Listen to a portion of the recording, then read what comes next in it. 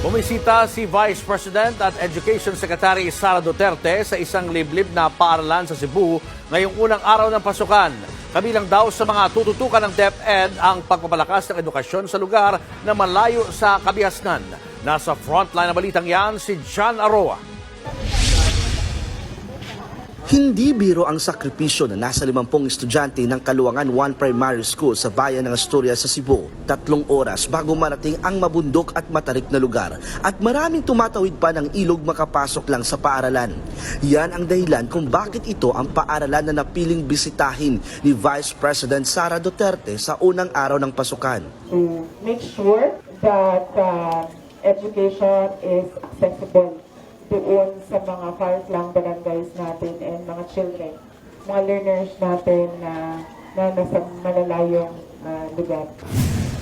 Kasama ang Kaluangan 1 Primary School sa mahigit 300 mga paaralan na nasa ilalim ng Last Mile Schools program ng DepEd.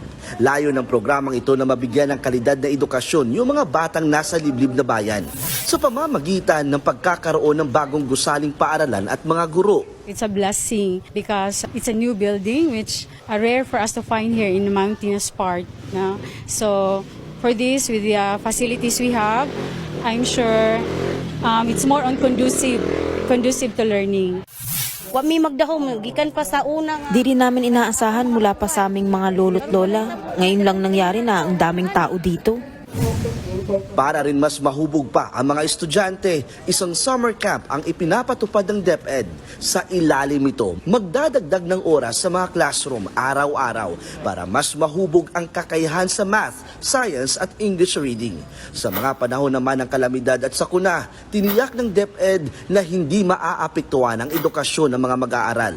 Kahit merong bagyo, kahit merong pumuputok na bulkan, merong gera, merong pandemic, dapat tuloy-tuloy lang yung pag-aaral ng mga bata. Ang ginagawa natin ngayon ay pinapa-implement natin ang blended learning program sa mga eskwelahan na hindi makapasok yung mga bata.